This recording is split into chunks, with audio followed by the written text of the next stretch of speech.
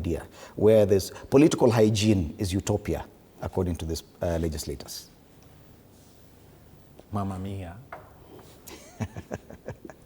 You can't believe it. I can't believe it. But anyway, I'm neither surprised nor shocked by the expression of the politicians.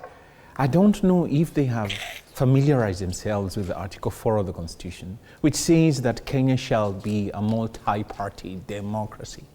And you ask them, why morph these political parties that went on the field, on the ground, and told the Kenyan people separately, individually, that if you elect me, if you gave me the position to control the reins of power, this is what I'm going to do, this is what I have as the agenda. And then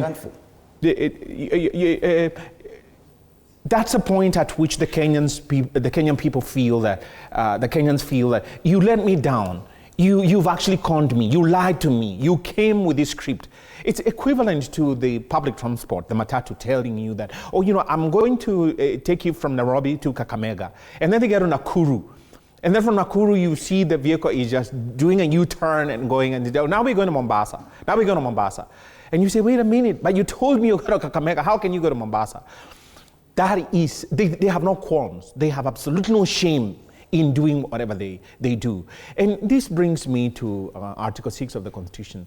Again, I wonder, have they read Article 73, 74, 75, 76, 77, 79 of the Constitution? I wonder, have they read the Leadership and Integrity Act? I wonder if they sit in Parliament and they pass those laws about ethics and anti-corruption. Do they even read?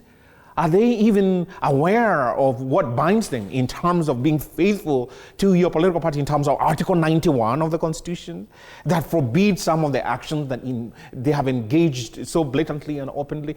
To hear that actually the Kenyan people are thinking about utopia. Forget about, I mean, this is the Kenya we have.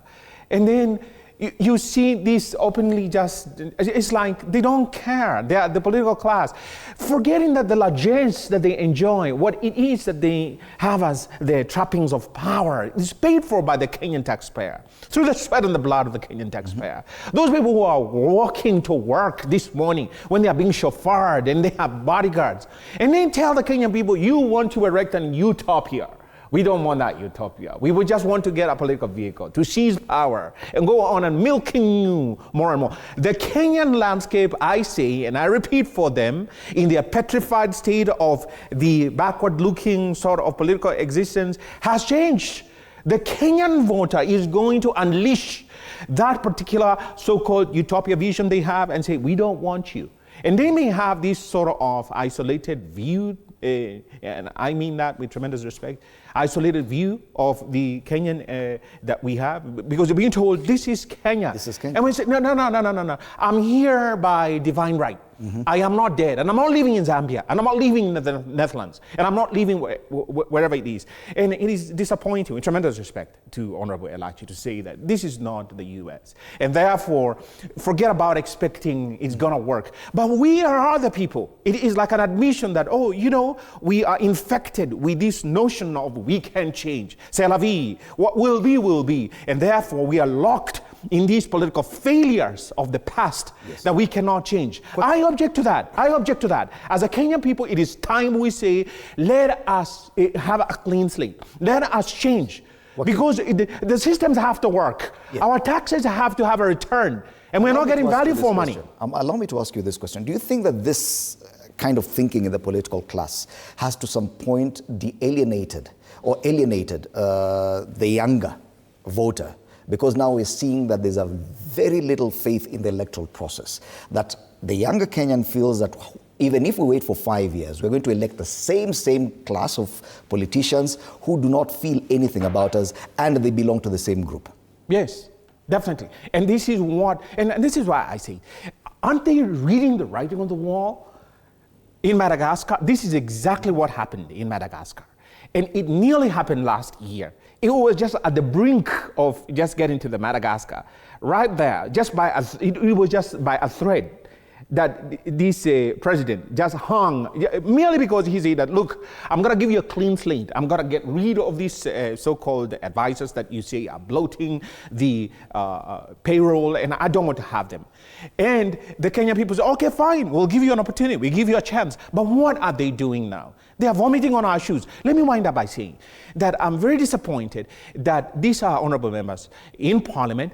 Honorable Elachi is in Parliament, and she says that this isolationist of the Kenyan approach, and we are in the East African community, and really nothing is coming of that. Hey, the East Africans are saying that, look, the sort of politics that you play, we can't play. And look at the disunity that comes with it. We don't have an African car.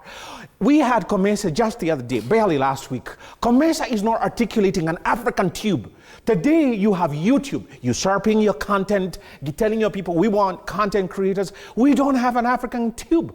So the YouTube creators, they get your content, they sell it back to you, and they tell you that, oh, we hold the copyright now. We can turn you off when you want. The African notion of being sovereign is whittled by these ideas that, look, okay, let's float by. No agenda, like you ask. These political parties have absolutely no agenda. And we saw this last year, Bonalote, even as a member of parliament, that the condemnation against the houses of legislation was across board. None of those protesters felt like at least one of the parties in parliament represents me. It was all members of parliament, where parties are the vehicles that take you there.